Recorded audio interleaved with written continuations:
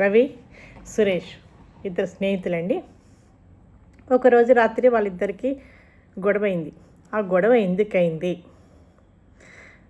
ఆ గొడవ అవ్వడం వల్ల రవికి ఒక బహుమతి వచ్చింది గ్రామాధికారి నుంచి. అది ఎందుకు వచ్చింది? శత్రువులాగా ఉండే రవి, సురేష్ దీని తర్వాత ఫ్రెండ్స్ అయినారా లేదా? మరి తెలుసుకోవడానికి కథ వినేద్దామా? ఇలాంటి ఆసక్తికరమైన కథల కోసం ఛానల్ని సబ్స్క్రైబ్ చేసుకోగలరు. ఒక ఊళ్ళో రవి, సురేష్ ఇద్దరు పక్క పక్కన ఉండేవాళ్ళండి. ఇద్దరికి ఒక క్షణం పడదనమాట.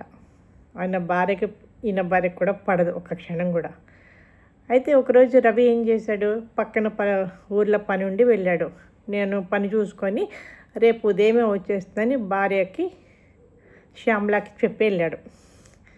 సరే, నైట్ అవుతుంది, వచ్చి దబా తలుపు చప్పుడు అవుతుంటుంది. ఈ శ్యామలు ఎవరా అని చెప్పి తలుపు తీసి రవి వస్తాడు. ఏంటి ఇంత అర్ధరాత్రి వచ్చావు, రేపు పొద్దున వస్తా అన్నావు కదా అంటే, పని అయిపోయింది, నేను బాడుగ బండి చేసుకొని వస్తుంటే దారిలో బురదలో ఆ బండి ఇరుక్కుపోయింది, కింద నీళ్ళ బురదలో. సో అక్కడి నుంచి నేను నడిచి వచ్చాను, బాగా ఆకలిస్తుంది, నాకు అన్నం పెట్టు అన్నాడు. పాపం నడుస్తే ఆకలిస్తుంది కదా. సరే అని ఇక శ్యామలకి గొంతులో పచ్చివెలక్కాయ పడుతుంది. ఎందుకంటే ఇక రవి రాడు అని చెప్పి కొంచెం అన్నం వండుకొని ఆమె తినేసింది. అన్నం ఒక మెతుకు లేదు. ఇప్పుడు అన్నం వండాలి. నువ్వు రావన్నావు, రేపు పొద్దున వస్తాన్నావు కదా, నేను వండలేదు, నేను తినేసాను మరి అంటే, కూరగాయలు కూడా ఏం లేవు అంటాడు. సరే ముందు అన్నం వండు, కనీసం ఒక ఏదైనా ఊరగాయ వేసుకొని మజ్జిగ పోసుకొని తింటా అంటాడు. సరే అని చెప్పి కొంచెం బియ్యం కడిగి పెడదామని పెట్టేస్తుంది. కానీ చిన్న జాడీలో ఉన్నటువంటి ఇంత ఊరగాయ అది రాత్రి ఆమె వేసేసుకుంది, అది కూడా లేదు. ఇప్పుడు పైన ఉంటే అటక మీద, ఇంత రాత్రి దాన్ని ఎవరు దింపాలి? అందుకని శ్యామల ఏం చేస్తుంది, రవికి ఇదిగో ఇట్లా వెనక తలుపు దిగగానే పెరడులో తోటకూర ఉంది, తీసుకురా, గబగబ తాలింపు వేసిస్తా నీకు, కూర తిందుగానంటుంది. తోటకూర పట్టుకొద్దామని వెళ్ళాడు. వెళ్ళేటప్పటికి అక్కడ కాలికి మెత్తగా తగిలింది. ఏంటి మెత్తగా తగిలింది అని చూసేటప్పటికి చిన్న తెల్ల పిల్ల చచ్చిపోయింది. చచ్చిపోతే ఇదేంటి చచ్చిపోయింది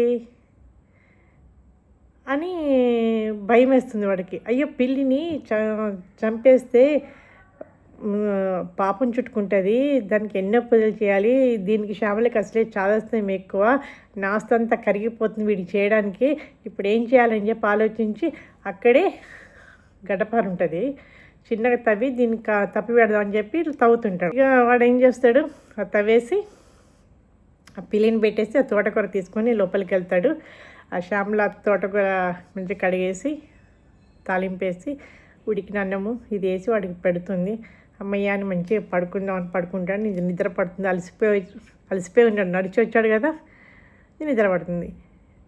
ఇది సురేష్ చెప్పింది కదా మన భార్య అరుణ, ఇవి లోపలికి వెళ్ళి అలికిడిగా మొత్తం కంప్లీట్గా సద్దుమణిగాక ఏం చేశాడు, వాడు వీళ్ళ పెరట్లోకి వచ్చి తవ్వుదామని, ఎప్పుడు మనము తవ్వింది వెంటనే మట్టి కప్పితే తెలిసిపోతుంది, ఈజీగా ఐడెంటిఫికేషన్ చేసుకోవచ్చు ఎక్కడ తవ్వారని. అది తవ్వుదామని చెప్పి ఇలా గడ్డపారు మళ్ళీ పట్టుకుంటాడు తీద్దామని. ఇక్కడ వాడికి చల్లగా ఒకటి తగులుతుంది. ఏంటి చల్లగా తగిలిందో అక్కడ ఒక ముసుగు ఉంటాడు. ఇక సురేష్కి ప్రాణాలు పైనే పోతాయి. అంటే వాడు అంటాడు, ఏం దాచిపెడుతున్నావు ఇక్కడ నువ్వు, దాంట్లో దాచిపెడుతున్నావా, నగదా లేకపోతే బంగారమా, దాచిపెట్టడానికి నాకు ఇచ్చే నేను వెళ్ళిపోతాను అంటాడు. సురేష్ అంటాడు, అది కాదు, ఈ చిన్న డబ్బా తెచ్చుకుంటాడు వాడు, దాంట్లో పెట్టుకెళ్దాము వీడు దాచిపెట్టినవని అని తవ్వుతున్నాను అంటాడు. మరి ఎక్కడున్నాయి బంగారం అండి, ఇంట్లో ఉంది, నువ్వు వెళ్ళి నా భార్యని పేరు పెట్టి పిలు, అది బయటకు వస్తుంది, అయిపోగానే పిలుస్తా అని చెప్పి ఆ సొమ్ము బయట పట్టుకొని వస్తుంది, నువ్వు తీసుకుని వెళ్ళిపో అని చెప్తాడు. సరే అంటాడు. నా గొంతు గుర్తుపడుతుంది కదా, నీ గొంతు అయితే అలవాటు అయింది కాబట్టి నువ్వు పిలు అంటాడు సురేష్ని. ఇప్పుడు రవి భార్య పేరు శ్యామల కదా, శ్యామల అని పిలుస్తాడు. పిలవగానే ఇక వీడు రవికి మెలకు వస్తుంది. ఏంటి ఎవరో పిలుస్తున్నారు, సరిగ్గా వినపడదు అనమాట. నిద్ర మత్తులో ఉన్నాడు. ఎవరో వినపడుతున్నారు, ఆహా పక్కవాడు అయి ఉంటాడు అని అనుకుంటాడు. ఎందుకని అనుకున్నాడు?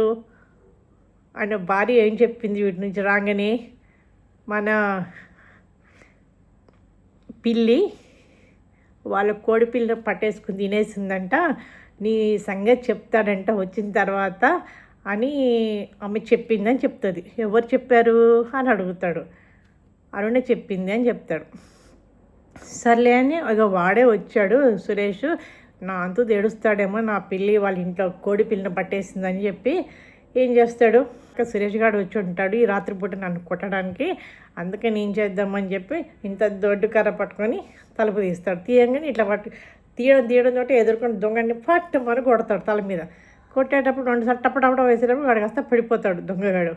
అయినప్పటికీ ఇక సురేష్ ఉరికిపోతుంటే పిలుస్తాడు. ఏంటి వెళ్ళిపోతున్నావు నువ్వు?